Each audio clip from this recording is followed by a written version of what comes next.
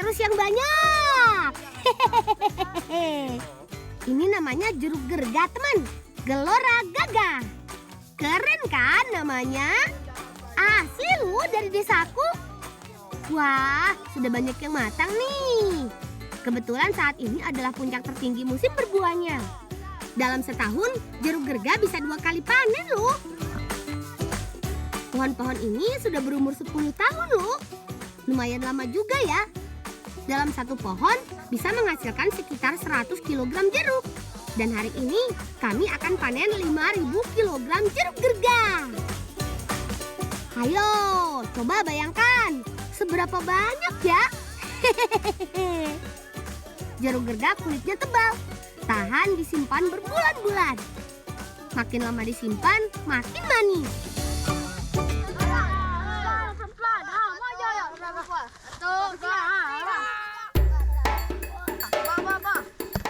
Setelah dipanen, jeruk-jeruk ini harus dipilih sesuai ukuran.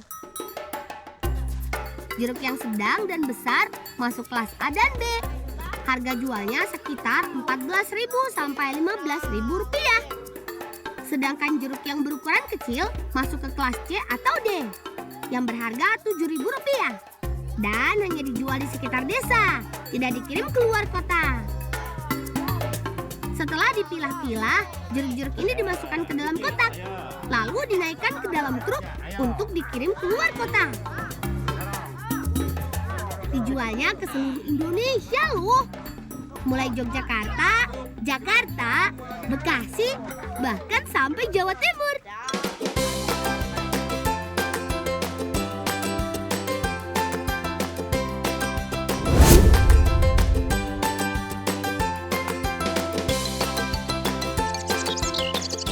Ayo, dayung terus yang kuat. Sedikit lagi sampai. Kami akan membawa jeruk-jeruk ini untuk dibuat menjadi cemilan yang enak. Agar lebih cepat sampai di rumah, kami sengaja memakai sampan, teman. Dengan bersampan melewati danau Tes ini, bisa memotong jarak. Karena kalau lewat darat, kami harus berputar lumayan jauh. Apalagi sambil membawa 2 keranjang besar jeruk hasil panen tadi. Hehehe.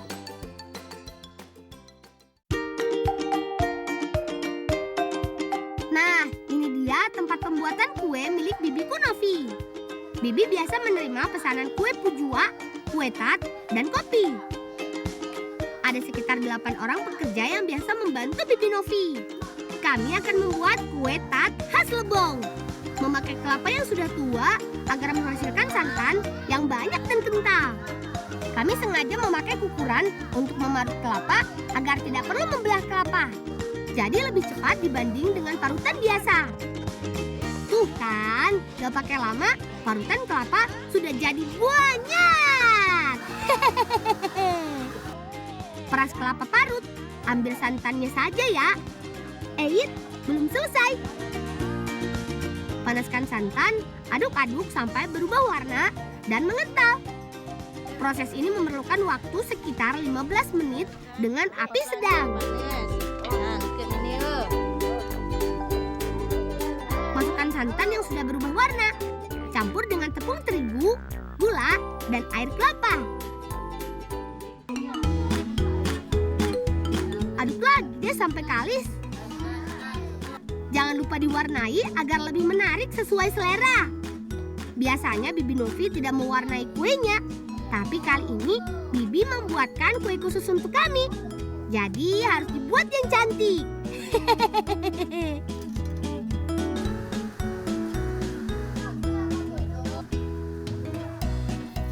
Jeruk yang sudah diperas harus dikentalkan terlebih dahulu dengan cara dipanaskan sambil dicampur dengan gula pasir. Oh iya, yang dipakai bukan air perasannya ya, tapi ampas sisa perasan kulit jeruk. Jadi ketika digigit masih ada sisa-sisa bulir jeruknya. Kalau sudah jadi, oles selai jeruk. Tambahkan hiasan.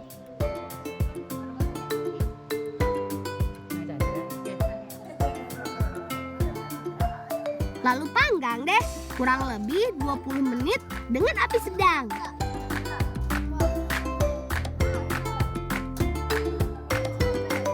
Ai, Jazam, kau Zam, Kak Omki. Saya kelompok Dute. Dia. Woi, Panam. Woi. Ini dia, kue tart selai jeruk kerga. Cantik ya? Ayo, siapa yang mau?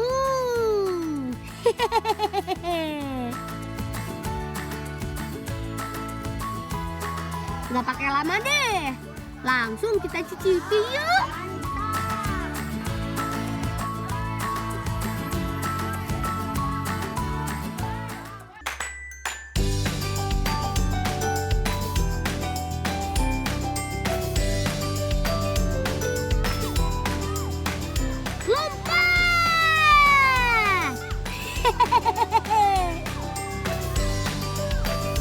Siapa yang gak suka main air siang-siang begini? Seru kan? Oh iya teman, air terjun tempat kami bermain ini namanya air terjun Pelwen. Airnya mengalir sampai ke Danau Tes. Kalau dari kampungku harus menyeberangi Danau Tes dahulu untuk sampai ke air terjun ini. Walaupun jaraknya lumayan jauh, tapi terbayarkan setelah sampai di sini. Airnya dingin dan pemandangannya wah, indah dan alami. Saking alaminya, kami bisa bergantungan di akar seperti ini. Sudah mirip Tarzan belum? Sayang, airnya sedikit keruh karena musim hujan. Tapi itu tidak mengurangi keseruan kami.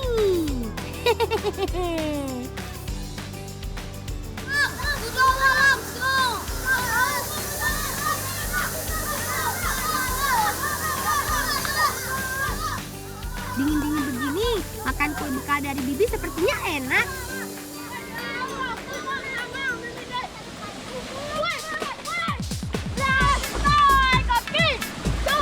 Ya, gimana dong? Batal deh ngemilnya.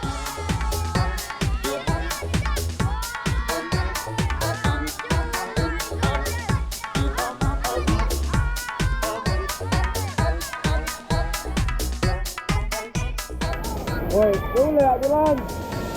Lên nổi. Đó, đi. Đi. Cứu lẹ đi bây giờ.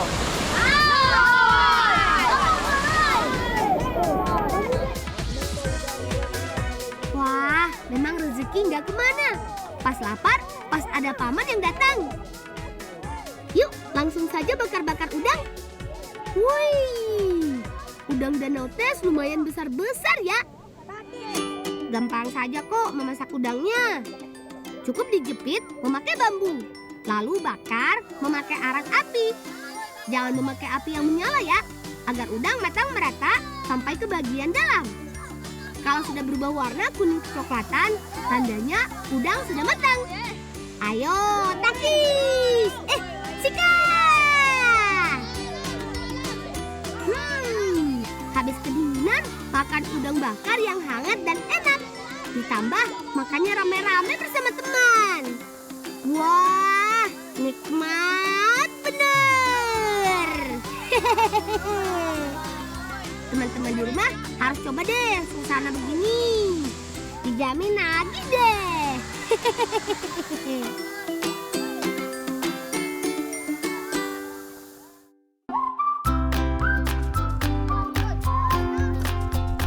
Sekarang kami harus menyusul paman dan kakak ke seberang danau untuk mencari kijing.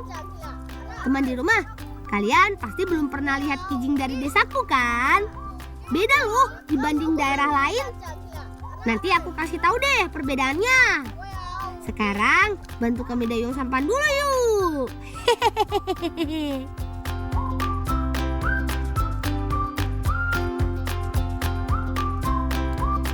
Nah, itu dia paman dan kakak sudah terlihat.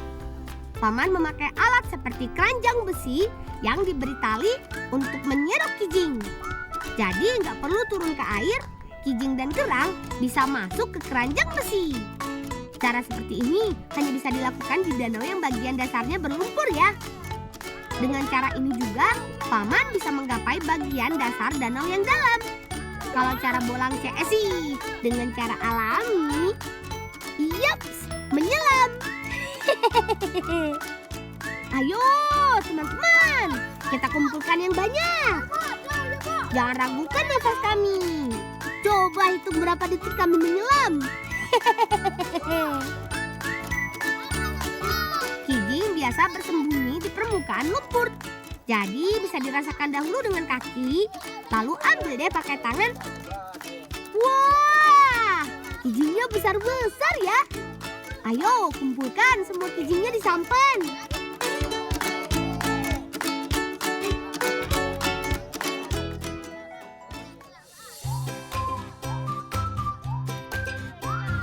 Nah, ini dia kijing hasil tangkapan tadi.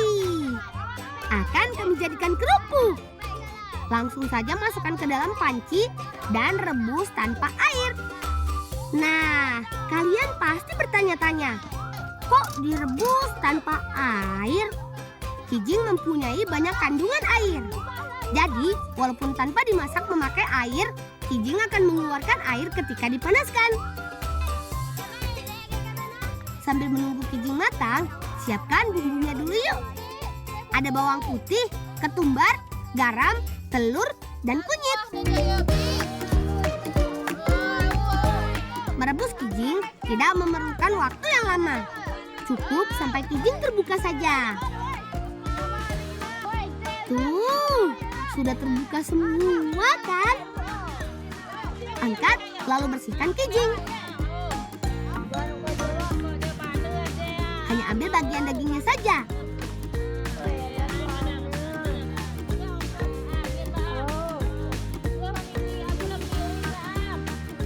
Haluskan kijing yang sudah matang dengan diulek agar nantinya mudah tercampur dengan adonan tepung. Campur semua adonan sampai rata.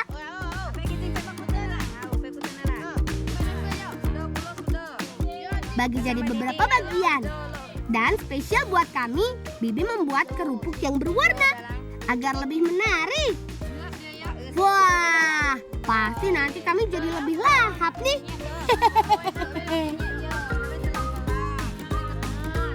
Kalau adonan sudah siap, tinggal tempel pipih ke piring agar nanti memudahkan ketika dimasak. Masukkan piring ke dalam panci kukusan.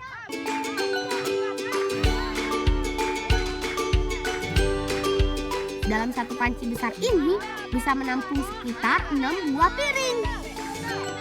Kukus adonan kurang lebih 20 menit sampai semua adonan lunak dan matang.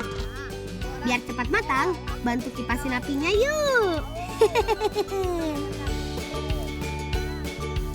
Adonan yang sudah matang segera dipindahkan ke papan penjemuran agar lebih cepat kering.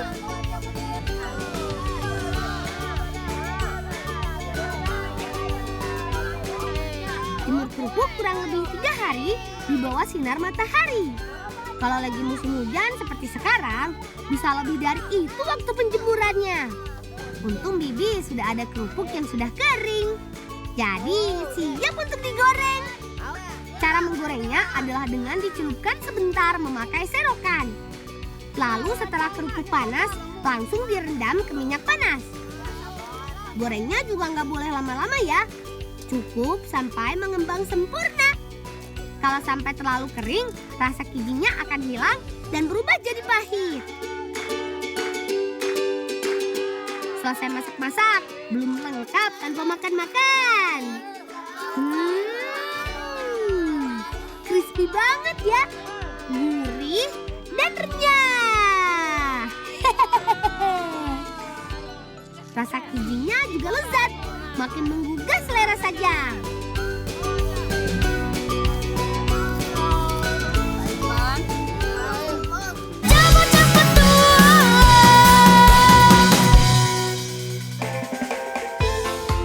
Dayung terus.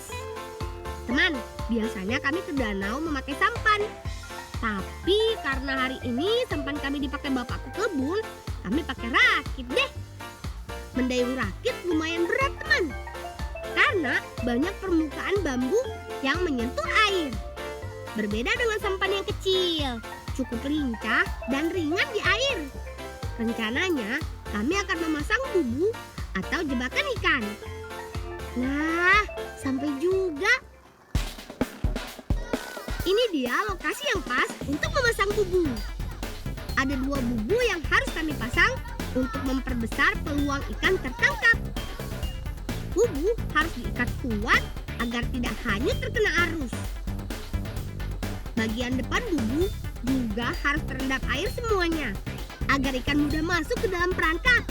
Terakhir, pasang bubu dekat dengan dedaunan atau rumput terapung, karena ikan biasa sembunyi di bawahnya. Kalau sudah terpasang semua, biarkan bubu selama semalaman. Sekarang, saatnya ambil bubu yang sudah kami pasang kemarin. Wah, bubu kecil kami berhasil mendapatkan ikan, walaupun sedikit dan kecil-kecil. Mudah-mudahan bubu yang besar dapat hasil juga nih. Wow, bubu yang besar berisi banyak ikan. Besar-besar pula. Hehehe. Syukurlah, makan enak kita.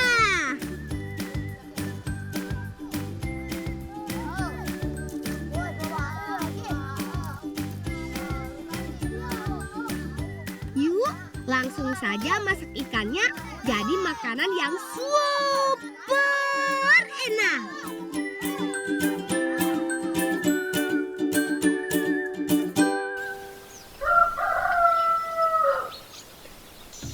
Saatnya memasak lemak. Masakan khas warga Danotes.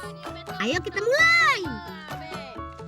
Bersihkan semua bagian ikan, mulai dari isi perutnya sampai sisiknya. Potong ikan jadi beberapa bagian, lalu cuci deh sampai bersih.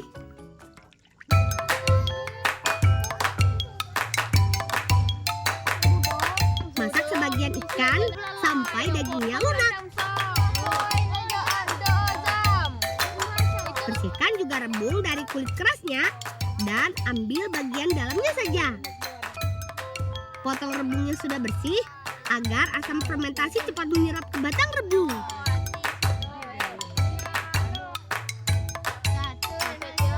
Simpan ke dalam toples.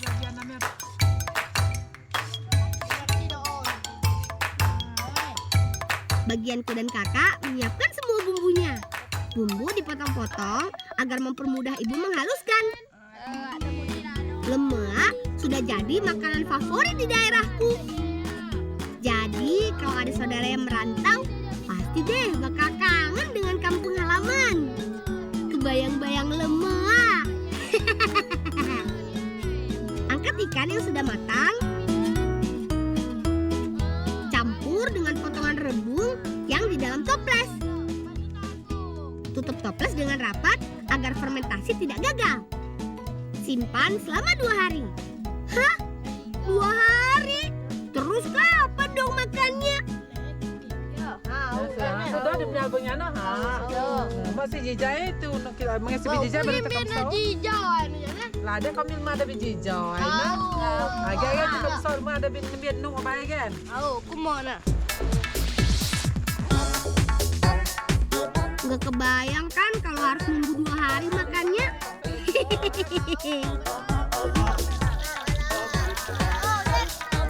Oh iya, jangan lupa goreng sampai kering sebagian ikan yang tidak difermentasi. Ketika menggoreng ikan, jangan dibolak-balik ya, agar ikan tidak hancur. Minta main nasi ham. Juga aku luka belah.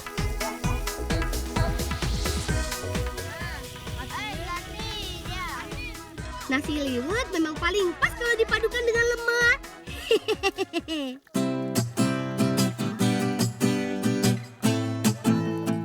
Tumis semua bumbu yang sudah dihaluskan sampai keluar semua aroma wanginya.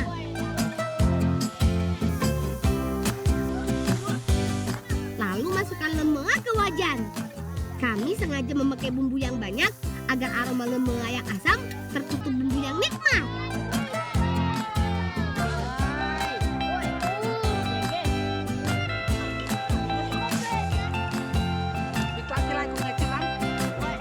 Terakhir, tinggal masukkan ikan yang sudah digoreng.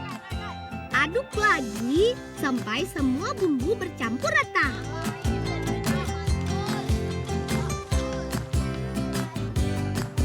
Nah, ini dia lemua khas Danau Tes.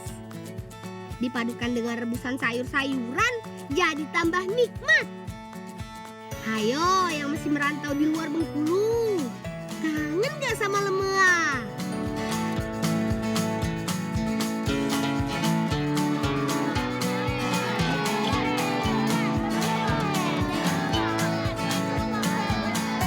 Ayo teman, gak pakai lama-lama, langsung saja sika!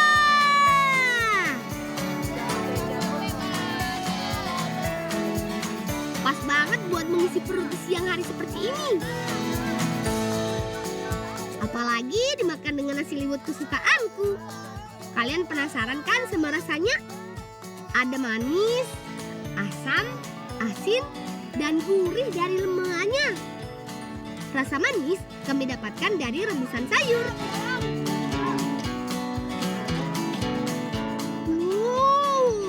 Ludes!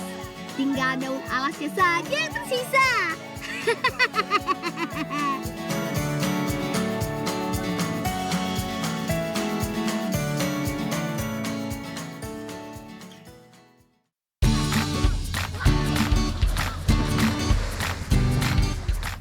Desa kami terletak di sekitar Danau Tes.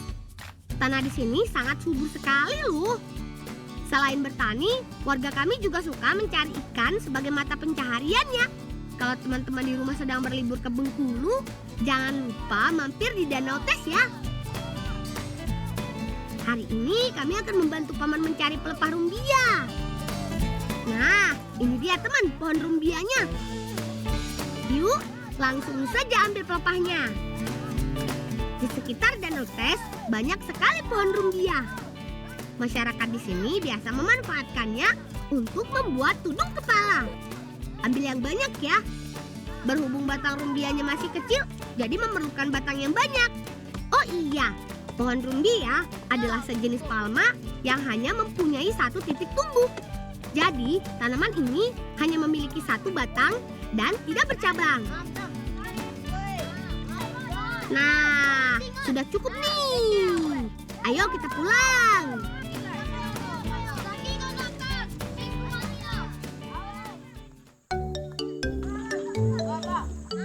Sampai juga. Langsung saja yuk bawa pelepahnya.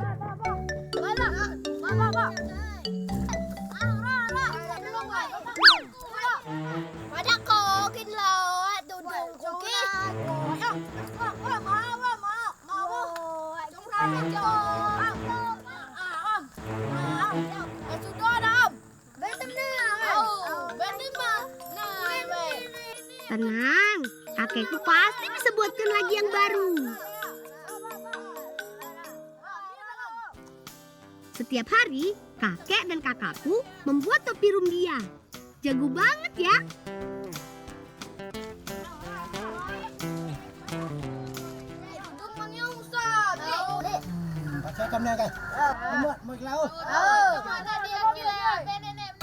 Yuk, kita bantu.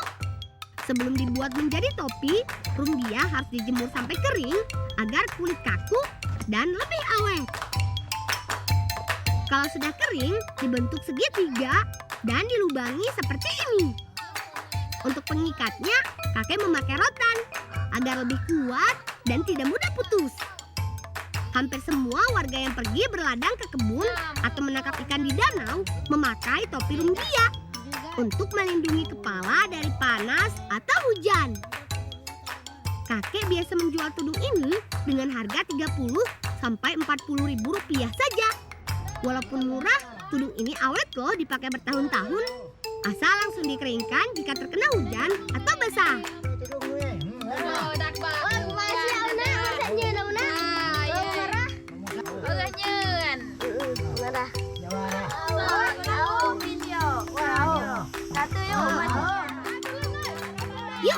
kakak bau gula merahnya?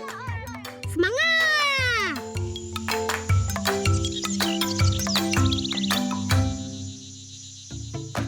Gula aren atau gula merah yang dibawa ini akan kami buat menjadi makanan tradisional khas Danau Tes. Kami menyebutnya pujua. Kupas dan belah kelapa. Lalu parut kelapa memakai kukuran agar lebih cepat selesai. Kelapa yang sudah tua paling cocok untuk membuat pujua karena bisa menghasilkan santan banyak dan cepat mengental ketika dipanaskan. Setelah diparut, peras santannya banyak.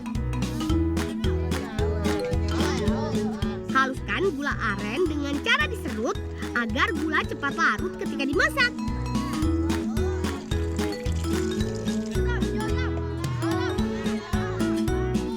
Masak adonan gula dan santan dengan api sedang sampai sedikit mengental. Terus aduk agar adonan tidak menggumpal.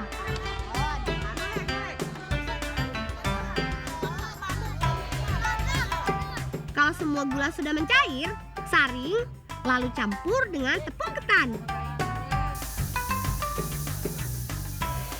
Masak lagi deh sampai semua adonan mengental.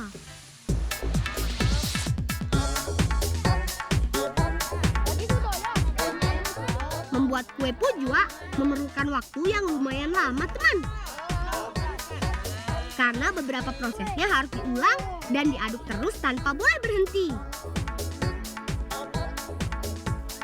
Biasanya, sekali masak satu wajan besar ini memerlukan waktu 8 jam. Biar nggak capek, biasanya kami bergantian mengaduknya. Nah, kalau sudah kental seperti ini, langsung bungkus saja deh. Bungkus yang kami pakai lumayan unik kan? Kami biasa memakai pelepah pinang karena tahan panas, tidak lengket, dan lebih ramah lingkungan. Dalam sehari, Bibi bisa membuat 80 bungkus atau 25 kg kue pujua. Banyak juga ya.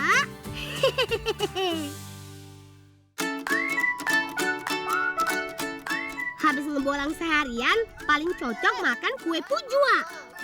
Apalagi memakannya beramai-ramai di indahnya Danau Tes ini. Karena memakai tepung ketan dan gula merah, pujua punya banyak kandungan karbohidrat. Cocok untuk mengembalikan energi yang hilang. Ayo, makan kuenya. Lumayan untuk ganjal perut siang-siang.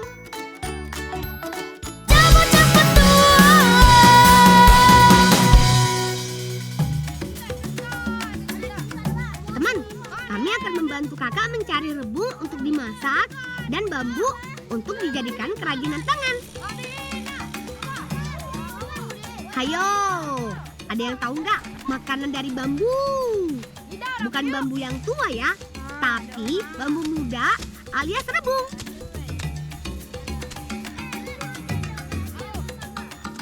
Yuk, kumpulkan yang banyak rebungnya.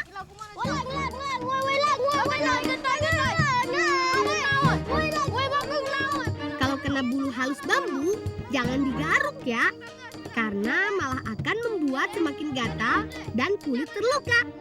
Cukup oleskan ke rambut, dijamin hilang deh. Selain dimasak, ada rebung yang bisa dimakan langsung loh. Tapi bagian tengahnya saja ya. Kalau yang pinggir biasanya berasa pahit. Nah, Ilham sama Zaki sudah datang bawa bambu tuh. Rebung atau bambu muda banyak tumbuh subur ketika musim penghujan, di saat air berlimpah. Kalau mencari rebung di musim kemarau, wah, dijamin susah deh. Gimana? Enak kan bambu mudanya? Dimakan mentah saja enak, apalagi dimakan matang.